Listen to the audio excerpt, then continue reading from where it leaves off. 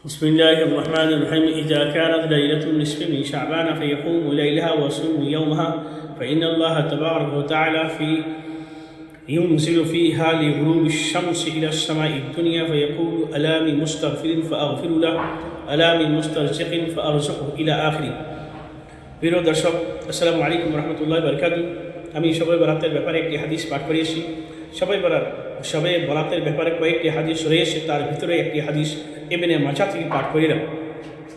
যাই অনেক সাথী ভাই আমাদেরকে ফোনের মাধ্যমে জানতে চাচ্ছে সবে বরাত কবে।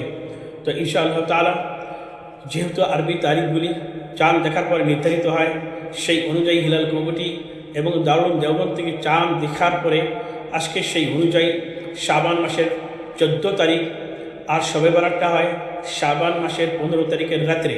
যেহেতু আরবি মাসের রাতটি আগে আসে, আজকে বৃহস্পতিবারের দিন 2024 ফেব্রুয়ারি মাসের আজকে 13 তারিখ, শাবান মাসের 14 তারিখ, আর রাতটাতে আমাদের আসতেছে আজকে দিন যা সেটা শাবান মাসের 15 তারিখের রাত।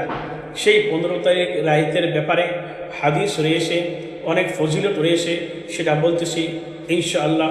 অনেক সাথী ভাই বলতেছে শুক্রবারের দিন যা নাকি শবে বরাত, না, আজকে ইনশাআল্লাহ তাআলা বৃহস্পতিবারের দিন যা আজকের রাতের মধ্যে শবে বরাত ইনশাআল্লাহ পালন করব। যাই হোক, এখন আমি হাদিসের দিকে যাচ্ছি।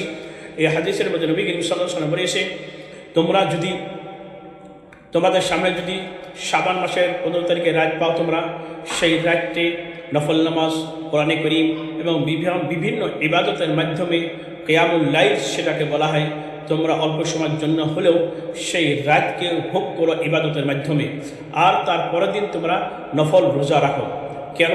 নবী করিম সাল্লাল্লাহু আলাইহি ওয়াসাল্লাম বলেছে এই রাত্রের মধ্যে ফাইন্নাল্লাহ তাবারাকা ওয়া তাআলা ইউনজিলু ফিহা লিগুরুবি শামসি ইলা সামাই দুনিয়া। আল্লাহ তাআলার রহমত, আল্লাহ তাআলার রহমতের ভান্ডার খাস করে আসমানের দুনিয়ার দিকে মুতাওয়াজ্জিহ, আর শুভ সাদিক পর্যন্ত নিদা দিতে থাকে, আওয়াজ দিতে থাকে। কি আওয়াজ দেয়? বলে কোনো বান্দা মাফি চাবে তাকে আমি মাফ করে দেব। কোনো বান্দা যদি রুজি রোজগারের অভাবে পড়ে আসো, রুজি রোজগার সালে তাদের আমি বেহতরিন রুজির ব্যবস্থা করে দেব। কোনো বান্দা যদি মুসিবতে আসো, আমি তার মুসিবতকে দূর করে দেব। যাই হোক, আমাদের জন্য খাস স্পেশাল এই রাতের মধ্যে কিছু ইবাদত এবং আল্লাহর তরফ থেকে মাফির কিছু খাস আমাদেরকে অফার দিয়েছে, রুজি রোজগারের অফার দিয়েছে। এই রাতের মধ্যে অনেক ফজিলত রয়েছে কোরআন এবং হাদিসের মাধ্যমে। কোরআনে কারীমের মধ্যে ইশারা পাওয়া যায়, হামিমুল কিতাবিল মুবিন ইন্না আনজালনাহু ফি লাইলাতিন মুবারাকাহ।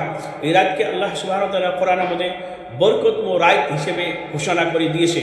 কোরআনে কারীমের মধ্যে যে দিয়েছে সেটা আমাদের এই ব্যাপারে সন্দেহ করার উচিত হবে না। কিছু মানুষে বলে এই রাতের ব্যাপারে কোনো ফজিলত নেই,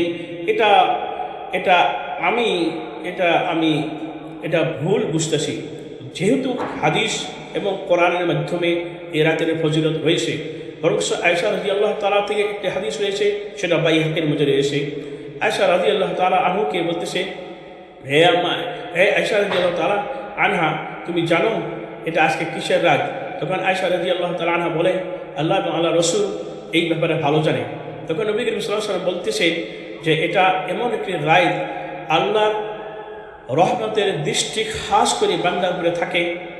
এটা এমন একটি রাত, আল্লাহর খাস রহমত বান্দার দিকে মুতাওয়াজ্জিহ হয়ে থাকে। কোনো বান্দা যদি মাফি চায় তাৎক্ষণিক হিসেবে আল্লাহ মাফ করে দেয়। কোনো যদি মানুষের পেরেশানি থাকে তার পেরেশানিকে দূর করে দেয়। কোনো বান্দা যদি রুজি রোজগারের অভাব থাকে তার রুজি রোজগারের ব্যবস্থা করে দেয়। বরং সে এই রাতের মধ্যে আমরা এটা পেয়ে আমাদের ভোগ করা লাগে এবং বেশি বেশি আল্লাহর কাছে ক্ষমা সে নিজেকে নিষ্পাপ হয়ে এই রাতের থেকে বাহির হওয়া আমি মনে করি উচিত। ইনশাআল্লাহ আমি রাত জাগার জন্য চেষ্টা করব, আর আমিও সবাইকে সুন্নত মোতাবিক হই হল্লা না করি। যে হিসেবে রাত জাগা লাগে সেই হিসেবে আমরা এই রাতকে পালন করবার চেষ্টা করবো ইনশাআল্লাহ তাআলা। ওয়া মা তৌফিক ইল্লা বিল্লাহ।